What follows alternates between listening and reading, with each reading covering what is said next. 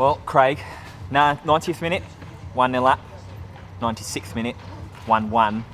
98th, 2-1. What happened?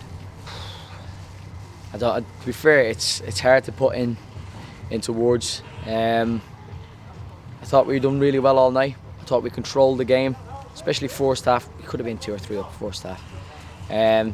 Second half, I thought we rode our luck at times, but we looked comfortable. Personally, myself, may have got the substitutions wrong. I think we could have made better subs at better times. But if I'm putting players on, I expect them to show something. I want more. Regardless if I put you in the right position, wrong position, or where you're playing, we expect more from you. We expect a reaction. And we didn't get that off the substitutions tonight. So myself, Mark, Jack will have a think about what we could have done better. But I'm good for the players. You know what I mean? It's a 1-0 at 90th minute. You expect, right, let's just get through this. 4 minutes added on. Play the game, play the pitch. Let's not try to do anything silly. Hit channels, play to the players that are strengths, and we just didn't. We just folded. And if we're going to be like that every time we have a 1-0 win, we're going to have a long season. But we need to respond from that now. I expect a big reaction from the lads Saturday, because that last 5 minutes is not good enough. Regardless if it's only 5 minutes or not, we played to the final whistle, and it's a learning curve for everybody tonight. Created plenty of chances within the first half, and Miles Stories had an opportunity that he's headed straight at the keeper. There's been a couple of shots from distance as well that have flown over from Will and Devon alike.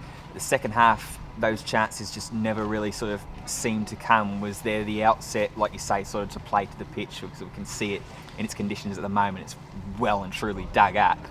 Was it to continue to spring forward, extend that lead, capitalise on the chances you created in the first 45? Yeah, we knew we should have been more than 1 up at half time, and I warned the lads that anything in this game, any little bit of activity that you give them, they'll take it, and they did. Second half, we never really created much. To be fair, they defended really well. They done their job second half, but we never really had a go or got in the positions that we did in the first half. We made a couple of subs to try change that. Miles was not struggling, but he'd got to his limit. He'd put in a great shift for the lads tonight. Devon was struggling, so he had to come off, which doesn't help. But the lads that we put in them positions, we expect you to do stuff, to create, to come on and make an impact in a game, and they didn't. So it's a strange one.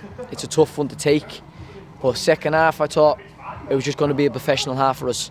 Just dig out. We expected them to come out and put a bit of pressure on us, being the home team. Got the fans behind them, so you expect them to have a little bit of momentum. But getting to 90 minutes and you're 1-0 up, you're thinking, right, let's just see it out. Let's just be clever in what we do. And we just weren't. We just made individual mistakes again, and then mistakes have cost us. You mentioned the substitutions quite a few times so far in this interview. Obviously, all 5 on the bench were relatively midfield to attacking minded, barring I suppose yourself, who could do a good job covering and helping stop the combination in midfield. Was there any temptation to bring yourself on to try and combat that, try and put an extra body into central midfield? To be fair, I thought the players that we have on the bench could make a difference. I didn't think myself included, needed to be there tonight. I thought I could rely on and trust the players on the bench to come on. Obviously, with George Devon coming off, George had to go back into his central role, which is easy for him because that's what he should be. We brought Stefan on just to try get on the ball. Tommy on, which is a big learning curve for him tonight. That on this pitch, you can't take touches. You can't dribble on places like this. When you're at home and when you're on nice pitches, it's great. It looks good. But on here, it's 2 touch. You move the ball and you play to the strengths of the pitch, and we didn't do that. And then Hayden coming on, obviously it's tough for him. It's just long ball, but he needs to sort of get himself involved, muscle himself in, like George was doing, like Miles was doing, and we just never really got going. The subs never really got into the game as such. But listen, it's a learning curve for everybody tonight, and it's a big wake-up call. We need a big reaction now Saturday. That's 2 losses in a row. We don't want to go on this little run where we think we're looking over our shoulders again. We want to keep in this momentum going that we had before the MAC game, and we need to start by doing that Saturday.